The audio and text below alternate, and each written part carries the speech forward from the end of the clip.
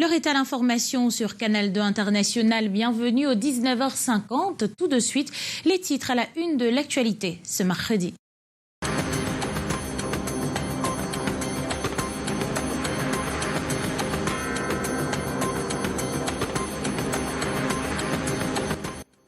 Appelez-les criminels, kidnapping, braquage, cybercriminalité. Quand la délinquance trouve sur son chemin les forces de l'ordre, une bande de malfrats spécialisée dans les besognes les plus atroces vient de voir son parcours coupé court par la direction régionale de la police judiciaire du centre. Leur dernier coup, l'enlèvement d'une jeune fille dans la capitale. Et en lettres capitales, la désolation, titre du dernier chapitre de l'ardoisière d'un seigneur de la Craie. Comment tourner la page après 20 ans de carrière sans salaire, avec pour cerbère ses propres confrères. C'est l'histoire malheureuse de Josué Ndibil, un autre enseignant qui avait trop supporté. Je pense donc, je compose ce soir, suite de notre série sur le baccalauréat de l'enseignement général, avec un focus sur la redoutable épreuve de philo en série littéraire. Le 19h50 vous conduit auprès des candidats qui l'ont bravé ce mercredi.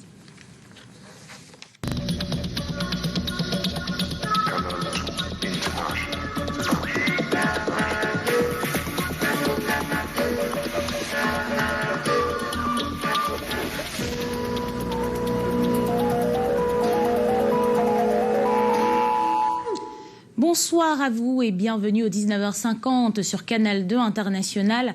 La direction régionale de la police judiciaire du centre vient de mettre hors d'état de nuire 3 gangs de délinquants. Le premier spécialisé dans le braquage des conducteurs de moto-taxi. Le second, cybercriminel et escroc réputé dans le lancement à répétition de faux concours. Et le troisième a fait perdre le sommeil pendant 2 semaines à une famille en enlevant leur fille avec 2 mois de rançon.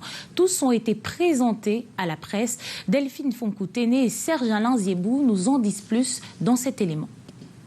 C'est l'histoire d'une jeune fille conviée par son copain pour un séjour à Fombot dans le Noun, région de l'Ouest. Partie de Bafia pour là, celle-ci est invitée dans les coups de 19h à une balade dans la cité, à moto. Un homme sort de la brousse avec un couteau. La holophase s'éteint, la moto s'arrête. On me met le couteau au cou. On me dit que si je bouge, on m'élimine sous le champ.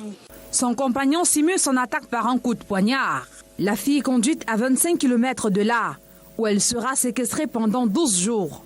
Sa libération conditionnée par une rançon de 5 millions de francs CFA.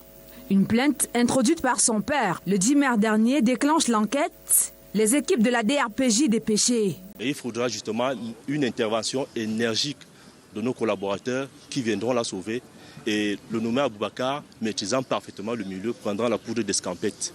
Interpellé le 17 mai dernier, le principal commanditaire de ce kidnapping, 44 ans, est présenté à la presse le 1er juin à Yaoundé. Tout comme ce présumé cybercriminel. À partir de sa chambre d'étudiant à Tiang dans la Menoire, ce dernier âgé de 27 ans lance des concours de recrutement à l'autorité aéronautique pour anarquer des individus. Ces individus admissibles sont appelés donc à postuler, c'est-à-dire à payer des frais médicaux à hauteur de 20 000 francs CFA. Une fois donc le processus terminé, il a acheté une autre puce pour pouvoir encore lancer un autre concours dans un processus de 3 mois. Depuis 2020, c'est comme ça qu'il procédait. Eux aussi ont fait plusieurs victimes dans la ville de Yaoundé, précisément dans les quartiers Nkwabang et Mimboman. Ces 3 malfrats sont spécialisés dans le braquage des conducteurs de moto. Ils se présentent à eux comme étant des passagers clients. Dès qu'ils atteignent la scène de crime, ils réalisent leur forfait criminel en portant moto, argent et tutti quanti. Ces coups de filet de la police sont une aubaine de sensibilisation à nouveau des populations. Nous voulons conseiller à nos jeunes compatriotes de toujours vérifier la source des informations qu'ils rencontrent sur les réseaux sociaux avant d'appliquer. Vigilance donc. Ces présumés malfrats seront présentés devant les instances compétentes pour répondre de leurs actes. Et si vous êtes détenteur d'un véhicule, cette information vous intéresse. Après plusieurs tractations avec l'Association des sociétés pour le contrôle technique des véhicules au Cameroun, le ministre des Transports a approuvé par une note la décision d'augmentation des prix de ces prestations. Décision entrée en vigueur ce mercredi 1er juin, pas du tout au goût des automobilistes. Titi Freeman et Henri Chinda nous en disent plus dans ce reportage. C'est officiel depuis ce matin du 1er juin 2022. Les coûts de la visite technique automobile sont revus à la hausse. Et pourtant, la nouvelle ne semble pas être connue de tous. Non, je ne suis pas encore au courant. Non, moi je n'étais pas au courant, je n'étais pas informé. C'est vrai que j'ai vu une note du ministre là et puis il n'y avait pas tous ces prix là. La nouvelle grille tarifaire laisse savoir que le montant de cette prestation est désormais fixé à 17 900 francs contre 9 500 pour les voitures de tourisme et à 4 900 francs contre 2 800 francs auparavant pour les taxis et véhicules d'auto-école. Les bus de voyage, les camions, semi-remorques et autres engins lourds doivent dorénavant respectivement payer 19 080, 26 235 et 41 750 francs.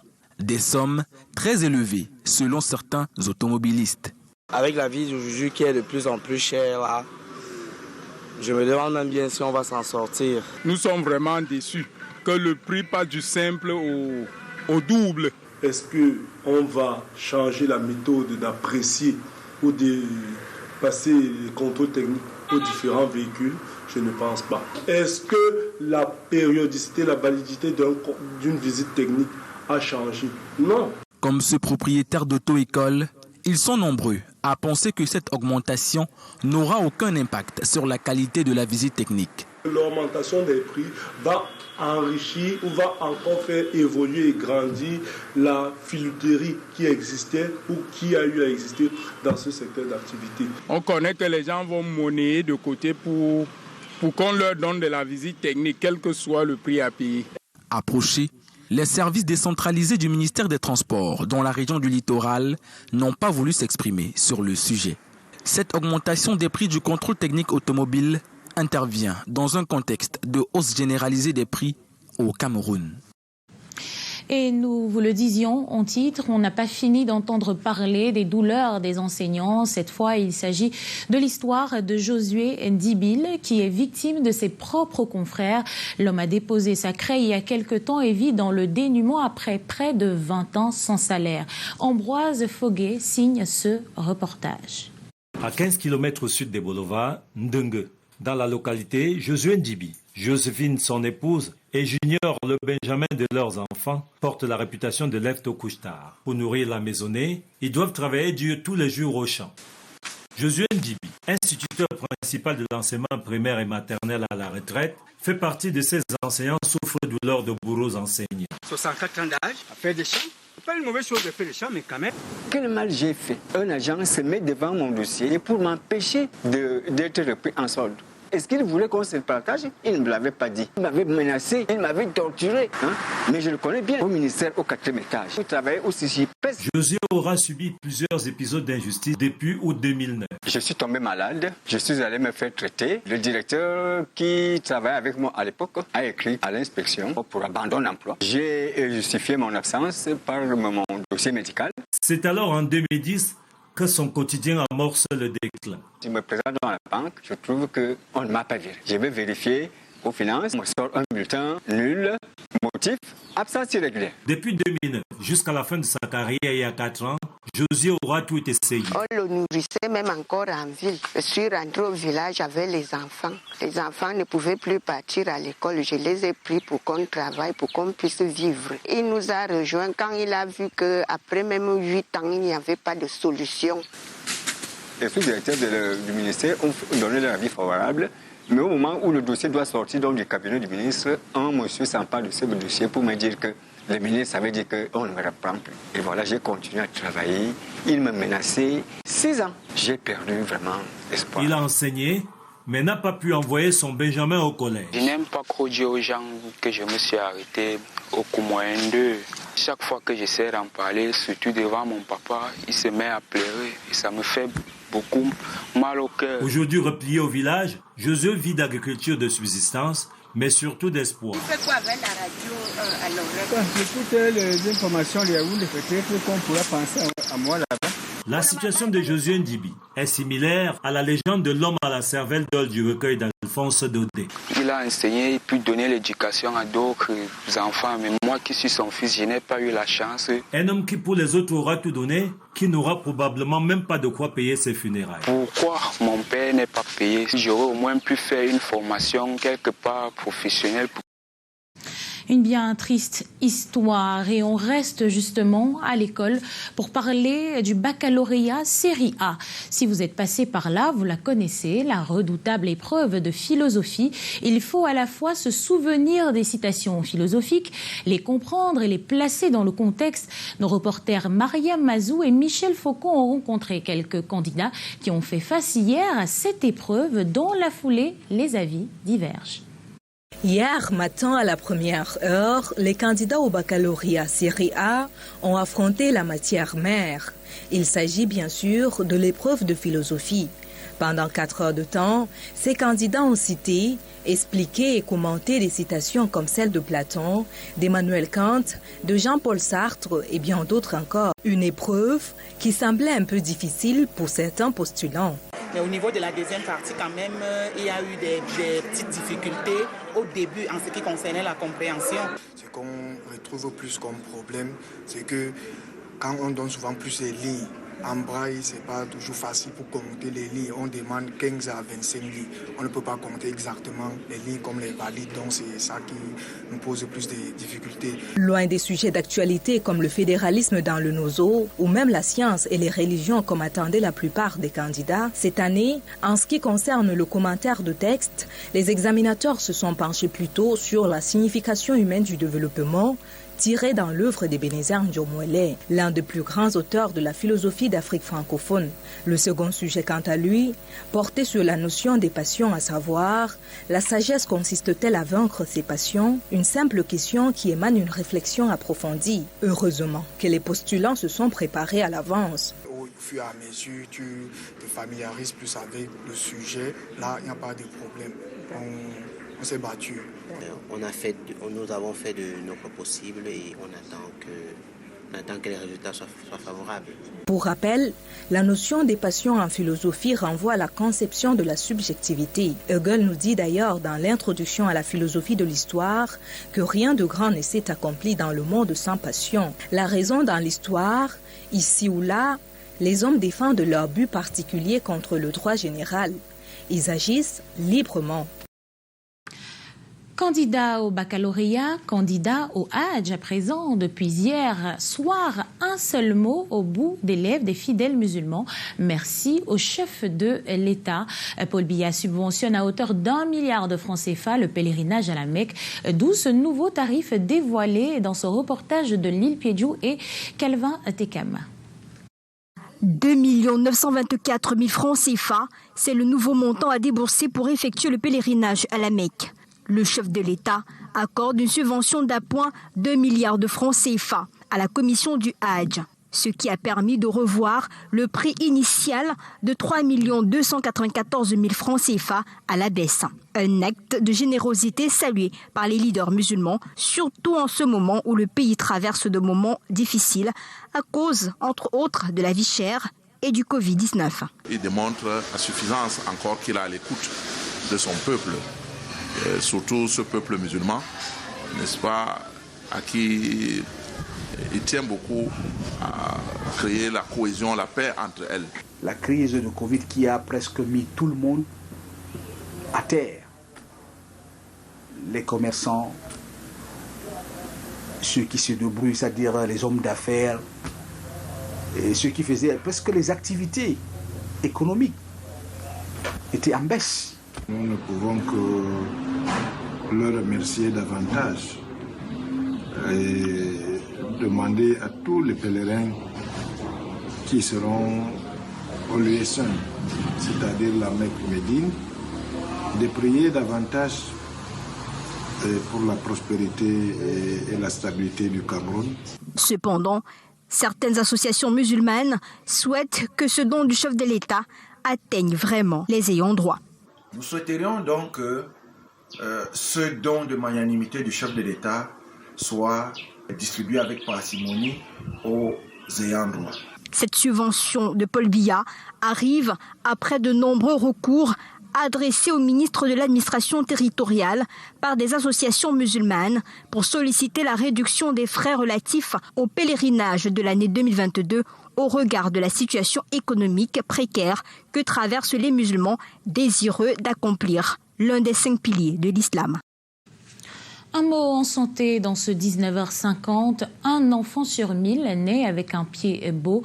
Au Cameroun, les cas recensés sont pris en charge gratuitement par des spécialistes comme ceux de la mission humanitaire Mercy Ship. Nos reporters Mireille Flore Desfofoto et Marius Kossou ont suivi pour nous la prise en charge d'un nourrisson.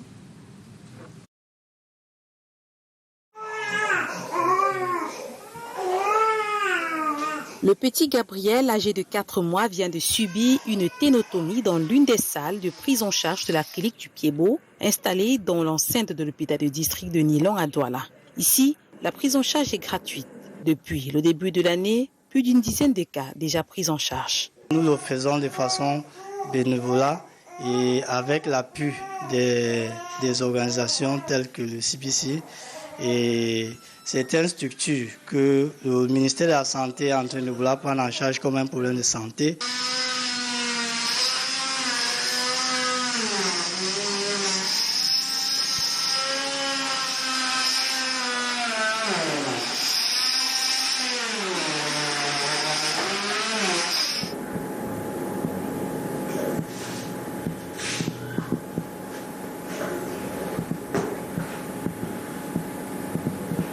Le pied-beau est une anomalie qui survient pendant la période fœtale et est caractérisée par un talon tourné vers l'intérieur. Il y a des caractéristiques qu'on recherche. Le pied en valgus, la dorsiflexion, il n'y en a pas. Et l'équin, l'équinisme, il y a ces caractéristiques qu'on recherche. Dès qu'on voit ces caractéristiques, on déduit donc que l'enfant est atteint du pied-beau. Il est toujours difficile pour les parents qui ont des enfants qui en souffrent d'éviter le regard des autres. Lorsque j'ai accouché de cet enfant, j'ai été taxée de tout. Dans ma belle famille, ils m'ont traité de tout. Et en fait, j'ai été seulement forte et j'ai demandé seulement à l'Éternel de me donner la force pour pouvoir avancer. Même jusqu'ici, je suis toujours taxée parce que l'enfant ne... En fait, c'est pas tellement correct, mais avec le temps, par la grâce et les prières, je sens que ça va aller. Dans cette clinique du Pied-Beau, des opérations gratuites ainsi que des campagnes de sensibilisation vont se dérouler, et ce jusqu'au 3 juin, date de célébration de la Journée mondiale de lutte contre le Pied-Beau. Parlons à présent de la 16e édition du concours de beauté Miss Cameroun qui est officiellement lancé. Les finales régionales sont annoncées pour la fin de ce mois de juin avec le Grand Nord. Mais avant, le comité d'organisation était face à la presse pour dévoiler les innovations de cette édition qui se veut toute particulière. Delphine Fonkouténé, Serge Alain Zibou pour les précisions. Miss Cameroun 16e édition. Ce sera plus de lots à gagner pour moins de lauréates. Nous sommes partis de 6 lauréates à 3 lauréates, à savoir la Miss, la première dauphine et la deuxième dauphine. Ce choix a été fait parce que nous souhaitons primer au mieux chaque lauréate.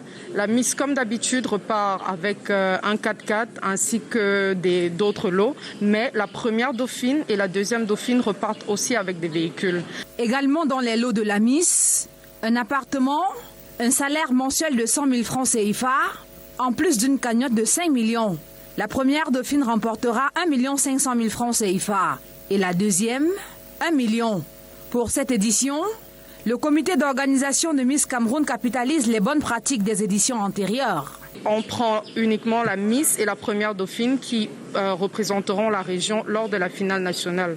Parce que l'année dernière, on a essayé de prendre la Miss et ces 2 dauphines. Mais cette année, on repart à l'ancienne méthode. Face à la presse le 31 mai au Musée national, l'équipe d'Ingrid Amougou présente les particularités de ce concours qui révélera la plus belle femme du Cameroun en 2023.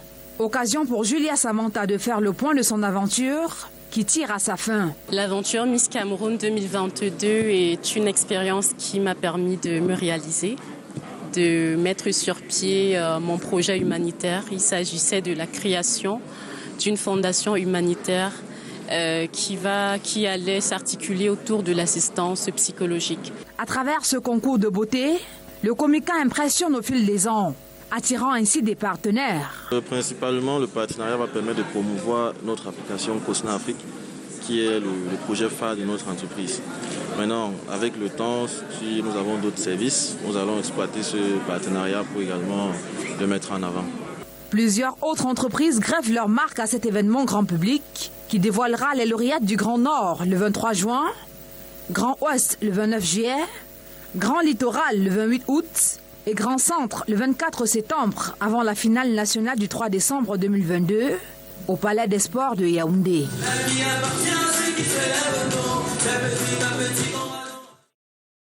Et on reste en culture pour parler de littérature. Cette fois, la vie au sein d'une entreprise peut s'avérer complexe. Conflit entre employés et employeurs avec au centre le délégué du travail qui joue son rôle avec maladresse parfois. D'un autre côté, l'homme de la loi, souvent peu outillé. Le livre intitulé Code du travail du Cameroun, paru aux éditions FACOB, vient combler les vides qui plombent le milieu professionnel au Cameroun et nous est présenté par Junior Ossin et Titi Freeman. La fonction de délégué du personnel n'est pas un jeu d'enfant. Grâce au livre intitulé Code du travail du Cameroun, le délégué du personnel et l'employeur sont suffisamment renseignés. Avec non seulement les textes, mais en prime la jurisprudence concernant la plupart des hypothèses des délégués du personnel. Le Code du travail a tendance à valoriser un peu, à mettre en avant l'employeur et nous devons passer aux employés dorénavant. Donc dans cet ouvrage, il y a des astuces. C'est pour encourager les employés qui ne connaissent pas toujours leurs droits. Ce livre, de plus de 1000 pages, est un outil nécessaire pour le règlement des conflits au sein des entreprises. Je me suis rendu compte que l'avocat manque de la matière pour défendre le travail. Je suis assez bien informé de ces travaux de recherche qui permettent aux avocats, aux justiciables, à tout le monde d'avoir une documentation, ce qui est souvent de gros problèmes pour nous. C'est donc un manuel pratique indispensable pour le milieu professionnel et judiciaire. Nous savons que c'est une dynamique qui est enclenchée et qui va faire en sorte que aussi bien les employeurs que les employés maîtrisent leur droit. Même le temps de résoudre ce qu'il apporte la jurisprudence. C'est vraiment inédit. Code du travail du Cameroun, de l'auteur Maître Nana Sylvestre, est une explication simplifiée du Code du travail et un outil d'aide pour les hommes de loi en matière de droit du travail. Intéressons-nous donc au travail de la terre, cette fois-ci agriculture de seconde génération. L'Institut de recherche agricole pour le développement Station Garoua réceptionne des semences de base remises aux coopératives. Ces semences sont prédisposées à résister à la sécheresse et aux pluies. L'objectif visé est de booster la production du riz au Cameroun à travers les exploitations. Le reportage d'Éric Nguélé et Aïssatou Bouba. Ce sont au total 11 tonnes de semences améliorées qui sont mises à la disposition des coopératives par l'IRAD après réception. Des semences améliorées, dont 4 variétés, toutes résistantes et adaptées aux saisons. Les semences que nous venons de réceptionner sont 4 variétés de semences de riz qui sont adaptées, n'est-ce pas, à l'écologie dans les zones dans les bassins de production et qui ont un rendement appréciable. Vous le savez, le PATFA vise le développement des chaînes de valeur, des filières riz et oignons. Et dans le cadre ici, aujourd'hui, nous sommes là pour réceptionner la semence de base. Donc, nous pensons que si les multiplicateurs de semences utilisent ces semences bien, ils auront de bons résultats, non seulement en termes de quantité, mais aussi en qualité. La collaboration entre l'IRAD et le PATFA du Minader ont permis de mettre sur pied ces semences améliorées. L'objectif est d'avoir un rendement appréciable. Les coopératives qui font dans la production des semences de riz vont pouvoir relever leur production.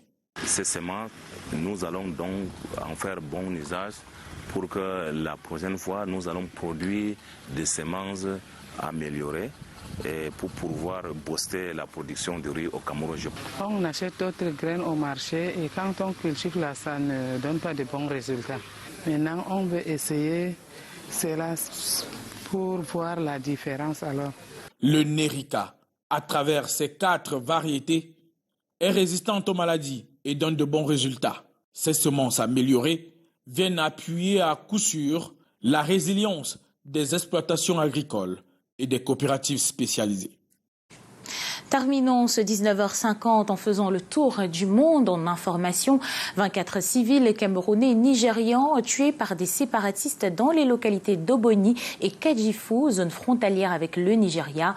En RCA, Médecins sans frontières voit la mort d'un de ses employés tué par un militaire. En France, incident au stade lors de la finale de la Champions League. Emmanuel Macron exige une enquête. Escalmonde porte la signature ce soir de Lil Piediou et Calvin Tekam.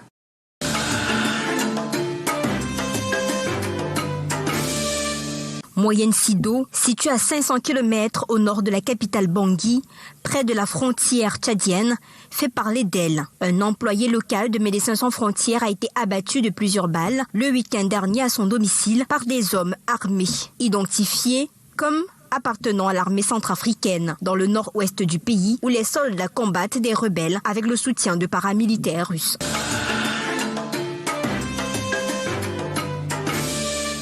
Oboni 2, petit village dans le sud-ouest du Cameroun. 24 civils ont été tués, une soixantaine de blessés dimanche par des séparatistes armés. Cette partie du pays est menacée par une crise sécuritaire depuis 5 ans.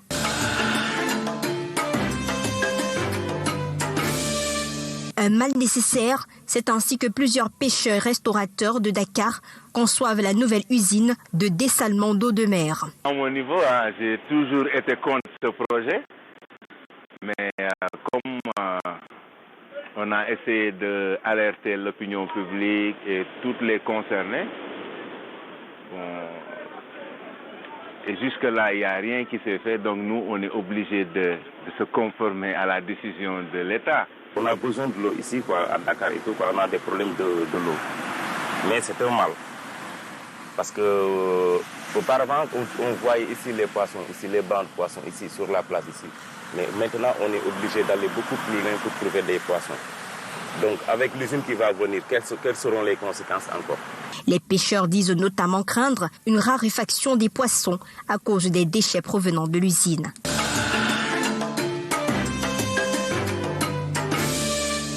Emmanuel Macron demande au gouvernement de faire toute la transparence sur les incidents survenus aux abords du Stade de France samedi soir.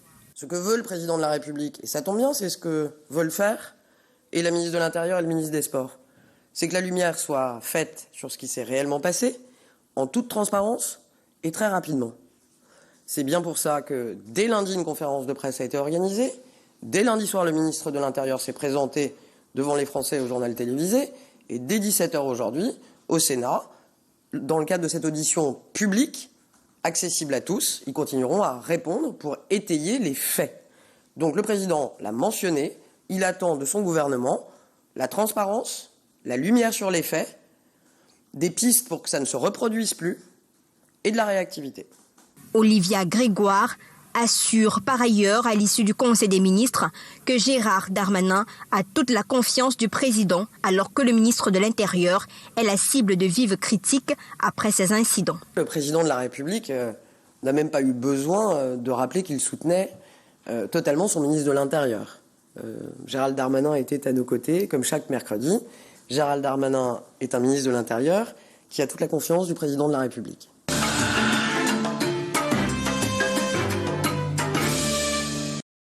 Mesdames, Messieurs, c'est la fin de cette édition du 19h50. Merci à vous de l'avoir suivi.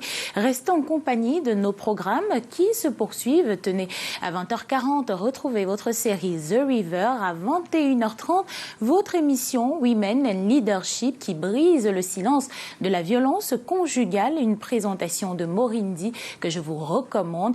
J'aurai quant à moi le plaisir de vous retrouver demain, même heure, pour l'information la meilleure. Et c'est sur Canal 2 International et nulle part ailleurs. Bonsoir à tous.